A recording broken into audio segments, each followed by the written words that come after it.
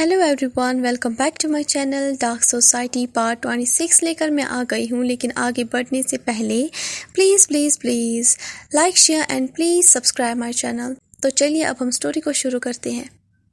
तभी जो ईबो है वो अपनी थॉट से बाहर आता है। फिर वो जैन से कहता है, स्टॉप इट प्लीज़, तुम अच्छे से जानते हो कि मैं ये डिज़र्व नहीं करता हूँ। फिर जैन ईबो से कहता है, ये मैटर नहीं रखता है कि तुमने मेरे साथ क्या गलत किया, लेकिन फिर भी हर एक डिज़र्व करता है कि उसकी ज़िंदगी में इस तरह की मेमोरी हो। कोई देर नहीं हुई है इस चीज़ के लिए, कोई भी देर नहीं हुई है तब तक जब तक आपके दिल में ये चाह हो कि आप ऐसी ज़िंदगी जीना चाहते हो, बिल्कुल बच्चे की तरह।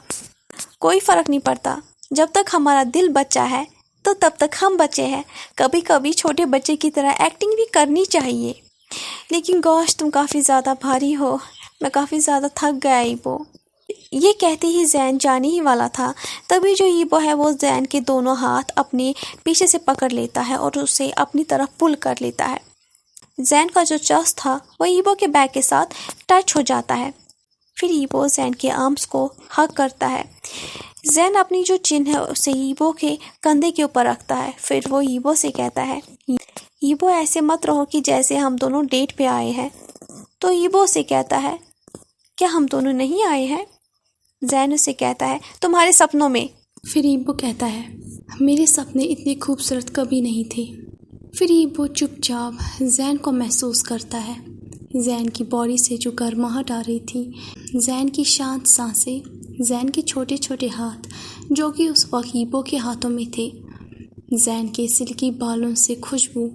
ईबो इस मेमोरी को हमेशा अपने साथ ही रखना चाहता है ताकि जब जैन उसे छोड़कर चला जाए तो जैन की याद में ईबो के पास कोई ऐसा खजाना हो, ईबो के पास कोई ऐसी चीज़ हो जिसे जैन के जाने के बाद भी ईबो जैन को महसूस कर सके और उसे याद करे। अब हमें इस स्टोरी में अगले दिन की मॉर्निंग का सीन दिखाया जाता है। ईबो नींद से जाग जाता है। कल जो उसने दिन भर किया था, ईबो काफ़ी ज़्यादा केयर फ्री हो गया था। ईबो का मूड भी काफ़ी ज़्यादा अच्छा था। उसके बाद ईबो अपने बेड से उठ जाता है और फिर सीधे जैन को ढूंढने के लिए चला जाता है। जैसे ही ईबो जैन को ढूंढ ही रहा होता है, तभी ईबो अचानक से एक आवाज़ सुनता है जो कि काफ़ी ज़्यादा गुस्से में थी। और वो आवाज़ ईबो की डैड की थी जो कि डाउनस्टेयर से आ रही थी। डैड की आवाज़ सुनते ही ईबो का जो दिल था वो अचानक से ही शेकिंग करना शुरू कर देता है। फिर ईबो अपने होठों पे एक दर्द भरी स्माइल आता है। फिर ईबो सोचता है, मेरी किस्मत सच में बहुत ही ज़्यादा बुरी है। जो कल मैंने दिन भर सोचा था, जो इल्यूजन मेरे अंदर था, वो ज़्यादा देर तक रुक नहीं पाया। ईबो के जो डैड है वो ज़्यादातर ईबो से मिलने के लिए उसके घर नहीं आते हैं, इसलिए ईबो को शक हो गया कि कुछ गड़बड़ हो चुकी है। तो ईबो जल्दी ही डाउनस्टेयर चला जाता है। जैसे ही ईबो डाउनस्टेयर पहुंच जाता है तो ईबो को खाने की स्मेल नहीं आती है। तो ईबो को शक हो जाता है। फिर ईबो अपनी आंखों से ही आंटी को सर्च करने की कोशिश करता है, लेकिन उसे आंटी कहीं दिखाई नहीं देती। तभी ईबो के जो डैड है वो ईबो से कहता है, अगर तुम मुझे आंटी के बारे में पूछने वाले हो तो मैं तुम्हें बता दूं, मैंने उस औरत को यहाँ से निकाल दिया है। तभी ईबो कहता है, क्या? पर क्यों? आंटी तो। ईबो अभी कह ही रहा था, तभी ईबो के जो डैड है वो कहते हैं, वो तो बस एक नौकरानी थी, हमारी फैमिली मेंबर नहीं। मैंने सुना है कि तुम उसके साथ कुछ ज़्यादा ही घुल मिल गए थे और तुमने उनसे ये भी कहा था कि वो तुम्हारे लिए खाना पकाए। मुझे तुम्हारे अंदर का ऐसा चेंज बिल्कुल भी पसंद नहीं है और ना ही मैं तुम्हें इस तरह इजाज़त दे सकता हूँ। तभी ईबो अपने डैड से कहता है, आप हमेशा हर इंसान को मुझसे दूर क्यों करते हो?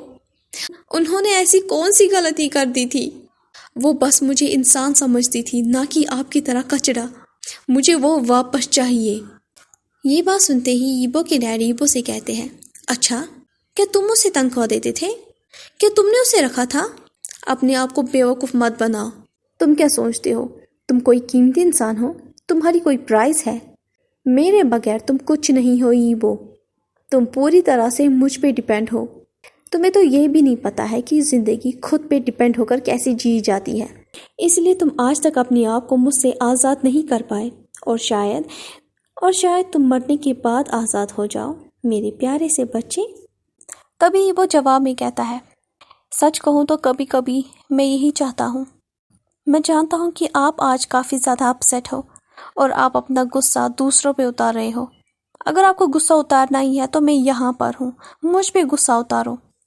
یہ بات سنتے ہی ایبو کے جو ڈیڈ ہے وہ ایبو کا جو کالر ہے اسے گریب کرتے ہیں اور پھر چلا کر ایبو سے کہتے ہیں، تم بیکار سے انسان ہو۔ کیوں میں ایک بیکار سے، ایک ڈرگ ڈیلر سے تمہاری کمپلیننگ سن رہا ہوں، وہ بھی تمہارے اس فاکنگ آبجیکٹ کے لیے؟ کیا پرابلم ہے اگر وہ بھی اسے ٹیسٹ کرے تو؟ ڈیڈ کے منہ سے ایسی باتیں سننے کے بعد ایبو کو کافی زیادہ غصہ آتا ہے۔ ایبو اپنے غصے کو کنٹرول نہیں کر پاتا ہے تو وہ چلا کر ڈیڈ سے کہتا ہے کہ وہ رک جائے، اب وہ بس کرے، اب بہت زیادہ ہو گیا ہے۔ لیکن تبھی اچانک سے ایبو کا جو ہاتھ ہے وہ کوئی پکڑ لیتا ہے۔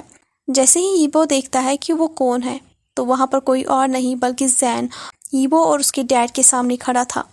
زین چپ چاپ بس ان دونوں کی طرف ہی دیکھ رہا تھا۔ تبھی زین ایبو کے ڈیڈ سے کہتا ہے، یہ سب کچھ میری ہی غلطی ہے، یہ سب کچھ میری وجہ سے ہوا۔ میں آپ سے پرامس کرتا ہوں اگلی بار میں شور رہوں گا کہ میں ہر ایک کو خوش رکھوں۔ زین کی بات سننے کے بعد ایبو کو پتا تھا کہ یہ بولتے ہوئے زین کو کتنا زیادہ ہرٹ ہوا ہوگا۔ ایسے الفاظ زین کے منہ سے سن کر ایبو کو بھی کافی زیادہ برا لگ رہا تھا۔ اسے اتنا برا لگ رہا تھا کہ اسے کوئی جان سے مار ڈالے تو وہی بہتر ہوتا۔ زین کو دیکھ کر تبھی ایبو کے ڈیڈ زین سے کہتے ہیں، اچھا ہوا کہ تم بھی یہاں پر ہو، تم دونوں کی وجہ سے میں پریشان ہو گیا ہوں۔ زین، تم نے پہلے بھی مجھ سے پیسے لیے ہیں، تم کافی زیادہ فاسٹ ہو، اب میں آج تمہیں کچھ اور بھی دینا چاہتا ہوں۔ یہ کہتے ہوئے ایبو کے جو ڈیڈ ہے وہ اپنی جیب سے ایک لائٹر نکالتے ہیں، پھر وہ زین سے کہتے ہیں، اپنا ہاتھ آگے کرو۔ یہ بات سنتے ہی ایبو چلا کر زین سے کہتا ہے کہ نہیں، ایسا مت کرنا، لیکن جو زین ہے وہ بس وہی کرتا ہے جو ایبو کے ڈیڈ اس سے کہتے ہیں۔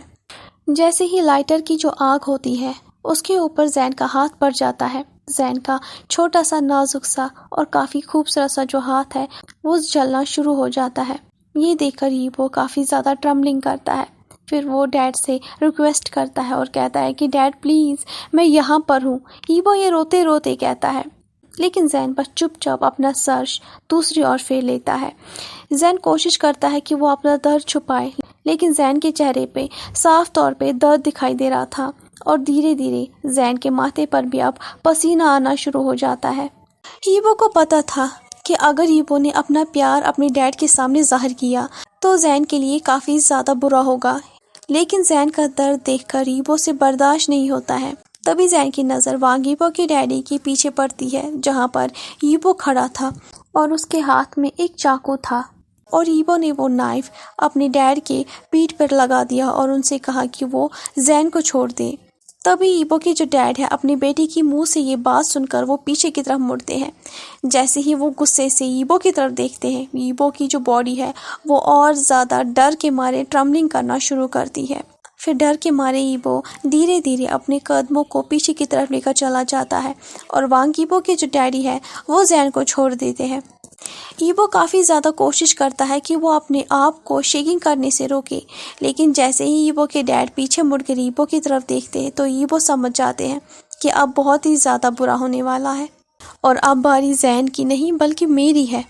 ایبو کے جو ڈیڈی ہے وہ ایبو کے چہرے کا ہر ایک ایکسپریشن پڑھ سکتے ہیں، انہیں پتا ہوتا ہے کہ ایبو اب کیا سوچ رہا ہے۔ ایبو کا چہرہ دیکھتے ہی وہ سمجھ گئے تھے کہ ایبو کافی زیادہ ڈر گیا ہے اور وہ اپنے ڈر کو چھپا نہیں پا رہا ہے اور نہ ہی وہ زین کو پروٹیکٹ کر پا رہا ہے۔ تبھی وانگ ایبو کے ڈیڈی زین سے کہتے ہیں، میں تمہیں ایک اور چانس دیتا ہوں زین، کیونکہ مجھے تم سچ میں بہت زیادہ اچھے لگتے ہو۔ یہ کہنے کے بعد پھر وہ ایبو کی طرف دیکھتا ہے اور پھر ایبو سے کہتا ہے، اسے آج اس جگہ پہ لے کر جاؤ۔ اور ایبو اپنے ڈیڈ سے کہتا ہے، ڈیڈ۔ تبھی ایبو کے ڈیڈ اس سے کہتے ہیں، کیوں؟ کیا تم نے آج تک وہاں پہ انجوائے نہیں کیا؟ اب مجھے بھی دیکھنے دو کہ یہ اپنے آپ کو وہاں پر کیسے چھپا سکتا ہے۔ یہ کہنے کے بعد ہی وانگ ایبو کے ڈیڈی وہاں سے چلے جاتے ہیں۔ جیسے ہی وانگ ایبو کے ڈیڈ وہاں سے چلے جاتے ہیں تبھی وانگ ایبو زین کا ہاتھ پکڑ لیتا ہے، لیکن زین اپنا ہاتھ واپس کھینچ لیتا ہے۔ زین کو اتنا زیادہ ہرٹ نہیں ہوا تھا جتنا زین شاک ہو گیا تھا وانگ ایبو کے ایکشن سے۔ پھر زین ایبو سے کہتا ہے، کیا تم سچ میں اپنے ڈیڈ کو میرے لیے مارنے والے تھے؟ لیکن وانگ ایبو جواب میں اسے کہتا ہے، پہلے تمہارے اس جلے ہوئے ہاتھ کو کیا کرتے ہیں۔ تبھی زین اسے کہتا ہے وانگ ییبو میں تمہارے لیے کیا ہوں؟ تبھی ییبو زین سے کہتا ہے تم بار بار مجھ سے یہ سوال کیوں پوچھتے رہتے ہو جبکہ میں نے تمہیں آلریڈی بتا دیا ہے؟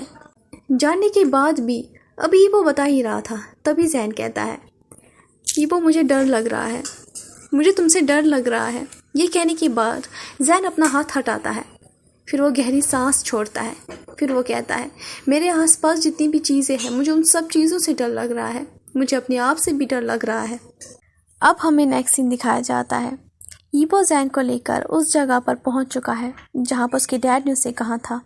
جیسے ہی ییبو اور زین دروازے کے پاس پہنچ جاتے ہیں تبھی ایک گارڈ زین سے کہتا ہے کہ وہ اپنا فون یہیں پر رکھ دے، لیکن تبھی ییبو زین سے کہتا ہے یہاں پر سبھی کو فون رکھنا ہوتا ہے، تبھی انہیں اجازت ملتی ہے کہ وہ اندر جا سکے سوائے میرے اور ڈیڈ کے۔ اس کے بعد ییبو اسٹرکٹلی اس گارڈ کی طرف دیکھتا ہے۔ گارڈ جو ہے وہ سمجھ جاتا ہے اور وہ ہمت بھی نہیں کرتا ہے کہ وہ دوبارہ زین سے فون مانگے۔ جیسے ہی زین اور ییبو اندر چلے جاتے ہیں، اندر بالکل ہی شانتی تھی اور ایک بڑا سا ہال تھا جہاں پر اندھیرا تھا۔ پھر ییبو زین سے کہتا ہے میں یہاں پر بہت بار آ چکا ہوں، یہ وہ جگہ ہے جس جگہ سے مجھے نفرت بھی ہے اور پیار بھی، دونوں ایک ساتھ۔ اس جگہ پر میں اپنا جو سٹریس ہے اور اپنا غصہ دونوں اتار دیتا ہوں، دوسروں کو تکلیف دے کر، دوسروں کو ہرٹ کر کے۔ زین کلولیس ہو کر اپنے آس پاس دیکھتا ہے۔ آس پاس دیکھتے ہوئے زین کی نگاہیں ایک آدمی پر رک جاتی ہے۔ اس آدمی کے جو دونوں ہاتھ تھے وہ پیچھے کی طرف بندھے ہوئے تھے اور اس آدمی کو گھٹنوں پر باڈی گارڈز نے پریس کر کے بٹھایا ہوا تھا۔ تبھی جو وانگ ییبو کے ڈیڈی ہے اس کی نظر ییبو اور زین پہ پڑتی ہے، پھر وہ زین سے کہتا ہے زین چلو ایک شو کرتے ہیں۔ یہ کہنے کے بعد جو وانگ ییبو کے ڈیڈی ہوتے ہیں وہ اس آدمی کے شولڈر کو پیٹڈ کرتے ہیں اور پھر اس کے بعد وہ گریننگ کرتے ہیں۔ جیسے ہی ییبو کے ڈیڈ یہ زین سے کہتے ہیں تبھی وہ اپنی جیب سے کیئرفلی موبائل فون کا جو ریکارڈر ہے اسے آن کرتا ہے تاکہ وہ سب کچھ ریکارڈ کر سکے۔ ییبو کے ڈیڈ پھر زین سے کہتے ہیں یہ جو آدمی ہے یہ ایک وقت پر میرا بزنس پارٹنر تھا، لیکن ایک دن اس نے مجھ سے کچھ پیسے ادھار لیے، پیسے کافی زیادہ اماؤنٹ میں تھا۔ اس نے اپنی فالتو کی چیزوں پر وہ سارے پیسے خرچ کر دیے جس کا کوئی بھی مقصد ہی نہیں تھا، لیکن اب یہ مجھے پیسے واپس نہیں دے رہا ہے۔ اور سب سے بڑی بات بتاؤں کیا ہے؟ یہ آدمی میرے لیے ڈیٹیکٹیو بن کر آیا تھا۔ اسے ایسا لگا کہ یہ مجھے ایزیلی پکڑوائے گا، لیکن یہ مجھے جانتا نہیں ہے۔ یہ بیچارہ بالکل ہی غلط تھا۔ کیا تم میری بات سے ایگری کرتے ہو زین؟ تبھی زین وانگ ییبو کے ڈیڈی سے کہتا ہے سو اب آپ اس کے ساتھ کیا کرنے والے ہو؟ یہ کہتے ہوئے زین نیچے کی طرف ایک تھک ووڈن سٹک کی طرف دیکھتا ہے جو کہ وانگ ییبو کے ڈیڈی نے پکڑا ہوا تھا۔ تبھی وانگ ییبو کے ڈیڈی زین سے کہتا ہے میں نہیں بلکہ تم۔ یہ سننے کے بعد زین اس سے کہتا ہے میں؟ یہ بات سنتے ہی ییبو زین سے کہتا ہے زین تمہیں یہ سب کچھ کرنے کی۔ ابھی ییبو بول ہی رہا تھا تبھی ییبو کے جو ڈیڈ ہے وہ ییبو کو روک دیتے ہیں اور پھر وہ زین سے کہتے ہیں کیوں نہیں، تمہیں پیسوں سے کافی زیادہ پیار ہے نا زین؟ تم نے پہلے بھی مجھ سے یہ کہا تھا اور میں نے تمہیں کافی زیادہ پیسے دیے تھے، بہت ہی زیادہ، اور اگر تم اچھے سے بیہیو کرو گے اور اس آدمی کو پیٹو گے اتنا جب تک اس کی جان نہ چلی جائے۔ تبھی زین کہتا ہے صرف پیسوں کے لیے اس کی جان؟